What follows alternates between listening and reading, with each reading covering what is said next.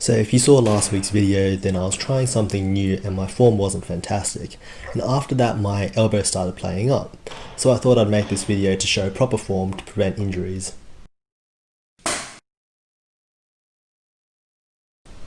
Hey everyone, so today we're going to be talking about different levels of motion when cutting with the wakizashi. So what does all of that even mean? And simply put, what it means is what joints are used and how are they used when you cut with the wakizashi. And today we'll go through them from outside all the way in. So to start with, then we've got the hand and the fingers. And the fingers don't really actually do that much motion and movement when you're doing the cut, but it's really important to see how we grab the wakizashi with them and what we do with them.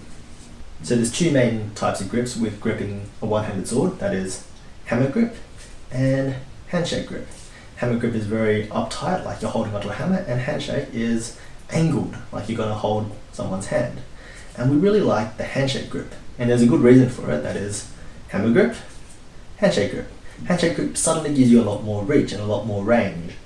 And in the handshake grip, you want to grip with the last three fingers, so not the index. But the index has a really important role because when you cut, the index helps stop that and bring it back up so that you're not stuck after your cut. So that's pretty much the hand done and dusted. There's not really much more to it. Next comes the wrist, and the wrist adds the flick and the speed to the cut. But the wrist isn't that big of a joint, so you don't want as much power coming through here, we just want it for the speed. And in a katana, then you got two hands to do a push-pull motion, but in a wakizashi and a one-handed sword, then you don't have that, so the wrist has to replace all of that push-pull action. Next up comes the elbow, and the elbow pretty much isn't used that much. It's not locked out, but it's just at a comfortable bend. And the reason for that is because if we think about our cut, then our elbow only moves in one direction, and that's not in the direction of our cut.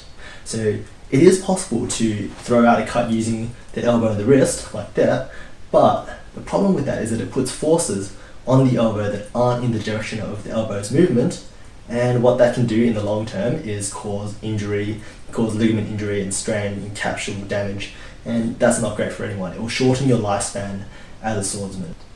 So where does the power come from? If the wrist was speed, then the shoulder is the power.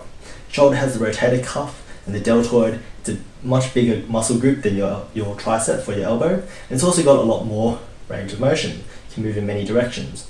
So your cuts pretty much all come from the shoulder. And so then it starts up and it cuts. And the second thing that the shoulder does is it helps you draw through your target. And I'm not saying by doing this, which it can, but naturally by the range of motion of the shoulder, you contact your target and then it pulls through as it follows through with the shoulder. Now there's one exception to this rule, and that is when you're cutting across the body to the outside. And the reason for that is because the elbow is pointing in that motion, in that direction of motion, so you can have the elbow take a lot of the strain rather than the shoulder. But like I said, deltoid, rotator cuff, bigger muscle group than the triceps, so it's actually got more power if you do it from the shoulder anyway. So with regards to the arm, it's mostly wrist and shoulder, and they do the bulk of the work. And so you can cut like this, but it looks a bit odd, doesn't it? It looks a bit stiff. And there's a good reason for that, and that's because it's not a great cut. A great cut needs the rest of the body involved. So what else is involved? Well, to start with, there's the core. So the core needs to tighten, and what happens then is you add body mass to the cut as the body turns with the cut. And F equals ma, force equals mass times acceleration.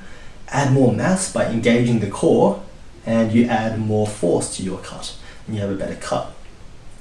Now if you just engage the core and nothing else, you keel over, which is not a great position. So you've actually got to engage the core and the hips, and the hips have to turn with that cut in the direction of the cut to help engage that. And to do that, then your knees also have to turn and add some spring to that cut. And so the cut seems like an arm action, but it's actually an entire body action from your knees, from even your toes really, all the way up to your arm. And so the ideal cut would involve the knees, hips, core, shoulder and wrist all moving in unison and in harmony to put as much force into that cut. And then when it's done, all of those things just move back in the opposite way. So that was just a quick introduction to how to do cutting and what levels of motion are required. I hope it was interesting, hope you learned something. As I said, it's just the basics. There's a lot more to cutting than that, but it's the start. It's how you start with good form, and it lays the foundation so that from there you can get advanced techniques in better form from there. Because if you don't have this right, then maybe you might have fantastic cuts, but you're looking at long-term injuries. So stay safe, everyone. Hope that was entertaining, hope you learned something, and I'll see you next time.